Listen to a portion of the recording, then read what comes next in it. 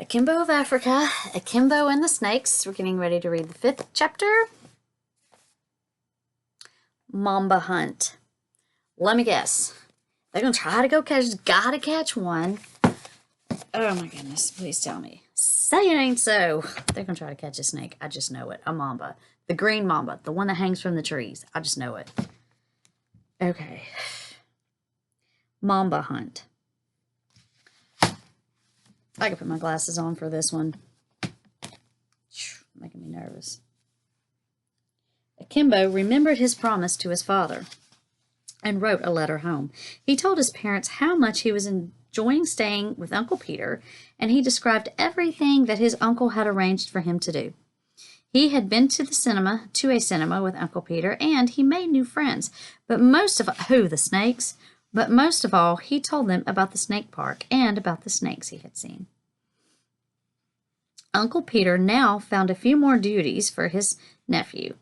As well as feeding, Akimbo was allowed to handle some of the less dangerous snakes. But they still bite. This was a particular thrill for him, and one of his proudest moments was when he had been allowed to display a small python to a group of visiting school children. Akimbo had taken the snake out of its cage, making sure to hold it firmly behind its head, just as his uncle had taught him. The python was only the length of Akimbo's arm, still being young. But Akimbo was surprised at its strength. As he displayed it, the snake wound its body round his wrist and forearm, and Akimbo felt the power of its muscles underneath the cool, supple skin.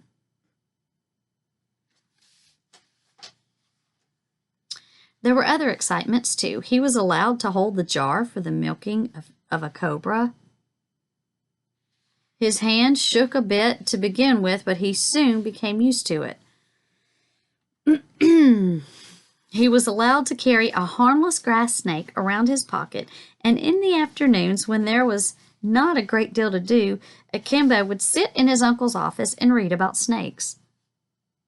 Okay. He could identify just about every snake in the park now. Well, I hope so. And his uncle was proud of him. Then came the call for which Peter had waited so long.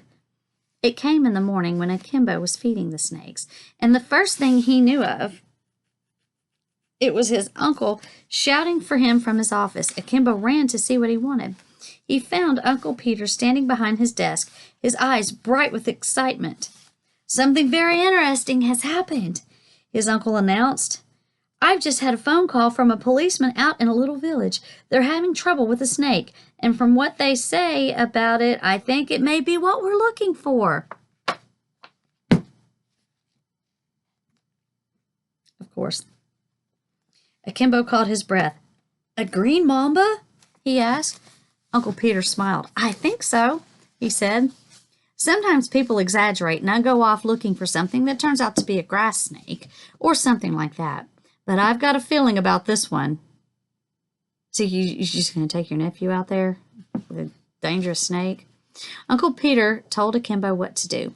He was to finish off his feeding duties, and they would then go back to the house and fetch a few things.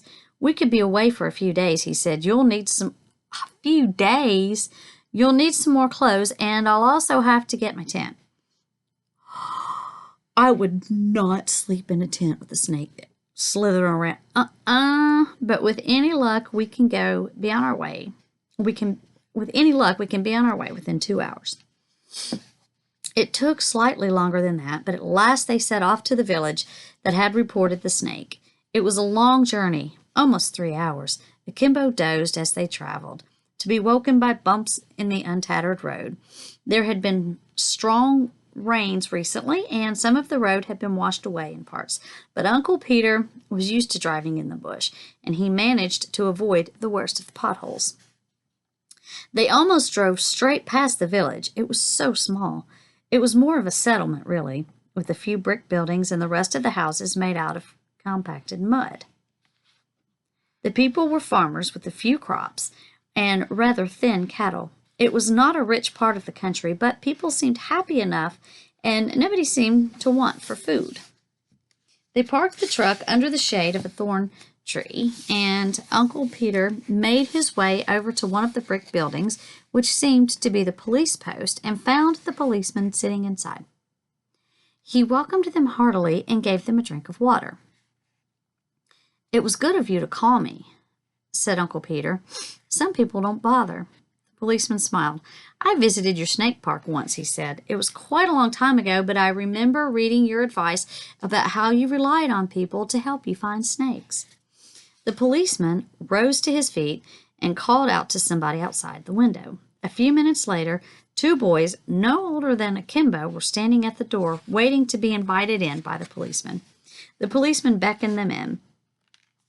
"These are the two boys who saw the snake," he said. "They can tell you the story themselves."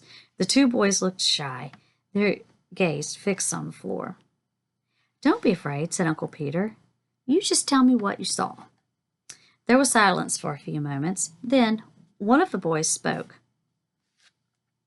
"We were herding goats," he said, "up that way near the hills. Some of the goats had wandered into the trees, and we went in to find them. There's a place there where there's a cave. There's a small stream and many, many high trees." The boy stopped. "Well, if there's high trees, maybe." "Carry on," said Uncle Peter. "What happened then?" The boy looked up. "We were walking near the stream when suddenly I heard a noise in front of me. There was one of the goats, and it was on its front legs, crying. Then it fell down and rolled over again. I ran up to it, and then I saw the snake shoot off. It was a long, long green one with a head like this." The boy made a diamond shape with his two hands. As he saw this, Uncle Peter nodded his head enthusiastically. He's all excited, isn't he?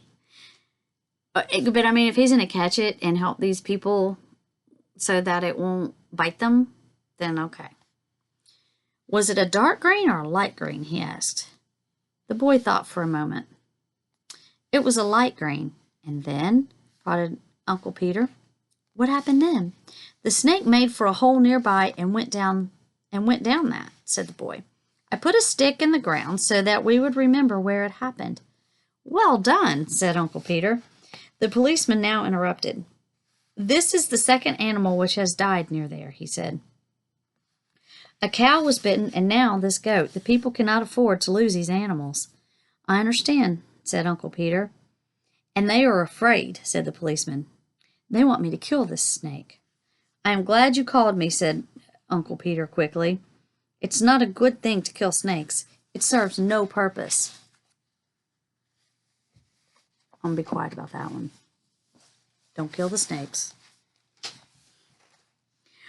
"What will you do?" asked the policeman. "I'll try to kill this snake," replied Uncle Peter. "No, I said I'll try to kill this snake." You know where my mind is. I'm not going to kill the snakes. I will not kill the snakes, okay, y'all? "I'll try to catch this snake," replied Uncle Peter. "If it's a green mamba, then I shall be very happy to take him back to the snake park." The two men discussed their plan while Akimbo went to talk to the herd boys. A short while later, Uncle Peter appeared and called Akimbo over to him. "We're going to set up our tent," he said. "Then, first thing tomorrow morning, the boys will take us to where they saw the snake." "Maybe it's going to be in your tent." Akimbo enjoyed camping. He helped Uncle Peter erect the tent, and together they made sure everything was ready for the next morning. That evening, they ate with the people of the village, and there was much talk of snakes. Everybody had something to say, including one old man who claimed to have seen a python that had swallowed a full-grown donkey. Uncle Peter doubted this and later told Akimbo that it was impossible. But he did not interrupt the old man in his story.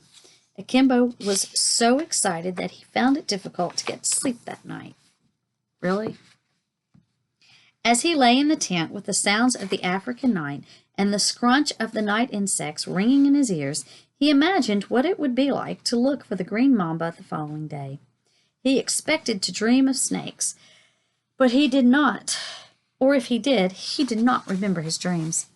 The next day after breakfast, they set off on foot with the two herd boys. They followed a footpath to begin with, but This gave out after a while, and the boys led them through the bush, which became thicker and thicker. Akimbo saw hills in the distance, and he guessed that this was where they were leading. But even after they had been walking for several hours, the hills seemed as far away as ever. Excuse me. They paused at one point and rested under the shade of a wide-branched tree. I mean, how far? Okay. Then they set off again, moving through the bush that became thicker and thicker.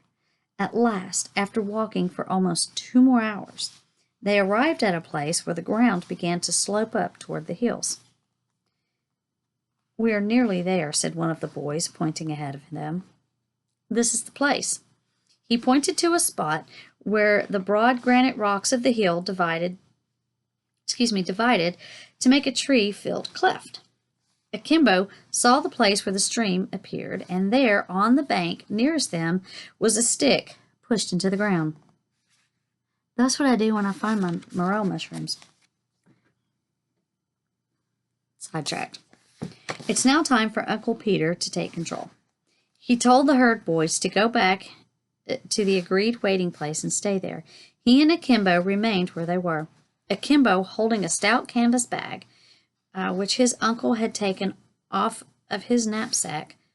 Uncle Peter busied himself with the assembling of a collapsible metal pole. Well, let's hope it don't collapse on you. Very similar to the ones used to catch snakes in the snake park enclosure. Then, signaling to Akimbo to keep quiet, he led the way slowly along the bank.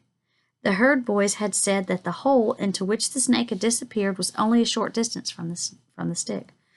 Akimbo and his uncle strained their eyes. I mean, I'd be scared to death. Strained their eyes to make out a hole in the bank, but they could find none.